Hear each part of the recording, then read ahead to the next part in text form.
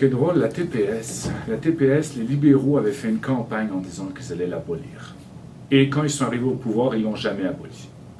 Nous, quand on a fait une promesse, on a dit qu'on allait la baisser et on l'a baissée. On a respecté notre promesse.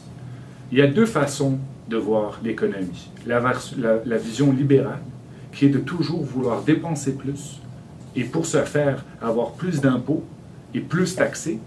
Et il y a la vision conservatrice. La vision conservatrice, c'est de diminuer les dépenses, d'avoir le focus sur l'équilibre budgétaire en 2015, d'avoir cet objectif-là et de baisser le fardeau fiscal, de donner des incitatifs fiscaux pour supporter l'économie, pour la création d'emplois. On a été les derniers à entrer dans la crise économique.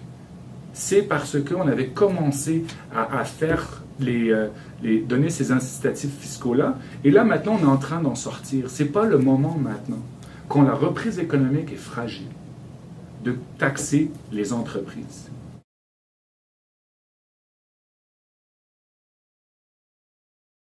On veut alléger le fardeau fiscal de la famille moyenne canadienne. On a comme objectif de les réduire encore en créant des crédits d'impôt, en créant des incitatifs fiscaux pour diminuer le fardeau de la famille moyenne canadienne. C'est ça qu'on veut faire. C'est ça notre objectif, c'est de réduire. Et ce n'est pas en augmentant leurs impôts, mais c'est en diminuant et c'est en leur donnant des incitatifs fiscaux, que ce soit des crédits d'impôt. C'est la façon de faire. Il n'y aura pas de nouvelles recettes fiscales. Si on ne veut pas augmenter les dépenses, si on n'augmente pas les dépenses, on n'a pas besoin de recettes fiscales. On n'a pas besoin d'augmenter. C'est ça le vrai choix que les Canadiens auront à faire. Juste aujourd'hui, le Parti libéral a présenté sa nouvelle plateforme. Il y a plein de nouvelles dépenses. Déjà, la plupart ne sont pas chiffrées, premier point. Et deuxièmement, qui va s'ils veulent faire toutes ces mesures-là, ils vont devoir augmenter les impôts. Tandis que les conservateurs ne veulent pas augmenter les impôts, ils ne veulent pas augmenter les dépenses, on veut les réduire. Si on augmente les impôts, ça va tuer de l'emploi. On ne veut pas tuer de l'emploi. On veut soutenir la relève, la croissance qui est fragile. Eux veulent augmenter les impôts pour faire plus de dépenses. Nous, on ne veut pas faire plus de dépenses et on ne veut pas augmenter les impôts.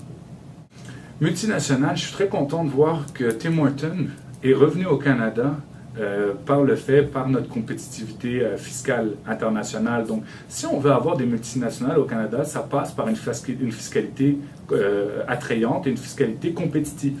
Donc, c'est ça. Si fiscalement, on fait le choix d'être fiscalement responsable et d'avoir une fiscalité des entreprises qui est abordable, mais ce n'est pas que les grandes entreprises, on parle aussi des PME.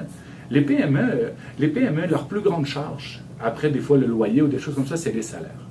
Donc, si on augmente les impôts, là où ils vont devoir couper, c'est les salaires. S'ils coupent les salaires, ils coupent des jobs, ils coupent de l'impôt personnel des gens, puis on est en train de tuer l'économie.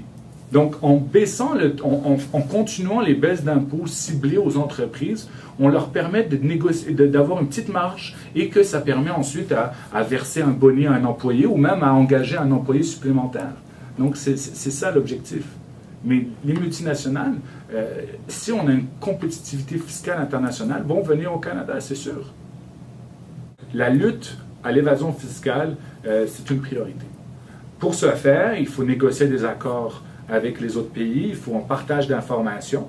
Mais d'un autre côté, si on a une fiscalité attrayante, si on a une bonne fiscalité, c'est moins attrayant de faire de la fraude fiscale ou de l'évasion fiscale. Les gens font de l'évasion fiscale quand ils estiment que le taux d'impôt est trop élevé ou quoi que ce soit. Mais si on a un bon taux d'impôt, puis actuellement on a surtout pour les entreprises, etc., il n'y aura pas d'évasion fiscale. C'est encore une fois, trop d'impôts tue l'impôt. Quand on a un trop haut niveau d'impôt, les gens vont tout faire pour ne pas payer d'impôts ou faire de l'évasion fiscale. Tandis que si l'impôt, si on arrive à diminuer le fardeau fiscal des Canadiens, il y aura partout tout seul, il y aura une baisse des impôts. Il y aura une baisse de l'évasion fiscale, pardon.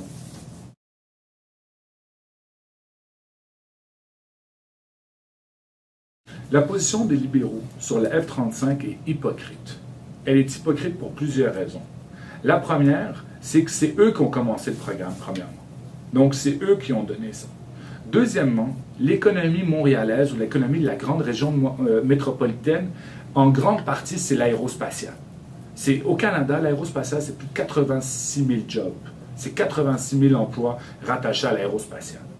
Avoir des F-35, de toute façon, les CF-18 arrivent à leur fin de durée de vie. Ils doivent être renouvelés. C'est pas quelque chose, ils doivent être renouvelés, les CF-18 arrivent. Les F-35, ça nous permet, aujourd'hui, actuellement, il y a 6 CF-18 qui sont en Libye, qui sont en train d'essayer dans leur mission avec la France, l'Angleterre et les autres pays pour essayer de protéger des civils.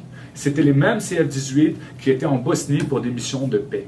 Et on a besoin de ces avions. On a besoin de ces avions pour protéger la souveraineté canadienne en Arctique. On a besoin de ces avions pour être dans les missions de l'OTAN.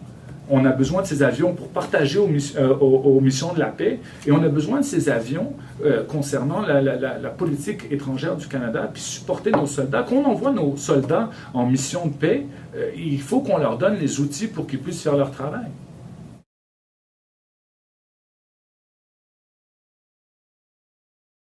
Je suis candidat conservateur depuis août 2009. Ça fait bientôt 19 mois que je suis sur le terrain.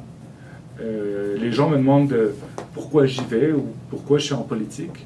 Mais parce que c'est une implication, c'est un courage politique qu'on doit avoir. Moi, je suis un jeune professionnel. J'ai été touché par la politique parce que je suis comptable de formation. Donc, pour moi, le budget et les mesures fiscales, c'était une des choses qui avait énormément d'implications sur mon travail de tous les jours. Et depuis que j'ai vu le gouvernement conservateur au pouvoir, depuis 2006, moi, j'ai beaucoup travaillé avec les PME. Et j'ai vraiment vu les impacts positifs des mesures du gouvernement conservateur. J'ai décidé d'aller sur le terrain, j'ai décidé de vouloir être le député d'Outremont. Moi, Outremont, je suis né à Côte-des-Neiges. Je suis allé à l'école à Mont-Jésus-Marie. J'ai fait mes études à HEC. Donc, je connais Outremont, j'ai grandi, j'ai joué dans ces parcs. Et contrairement à mes adversaires, Outremont et Montréal en tant que tel est la deuxième ville au Canada. Et actuellement, n'a pas de député au gouvernement. N'a pas de député au gouvernement. Et c'est vraiment ça l'enjeu. C'est vraiment de donner notre région au pouvoir, puis de donner que Outremont ait un siège à la table des décisions dans le prochain gouvernement. Et c'est ça qu'on demande à la population. C'est pas normal que la deuxième ville canadienne n'ait pas de représentation, n'a pas de voix au chapitre, n'a pas de siège au Parlement.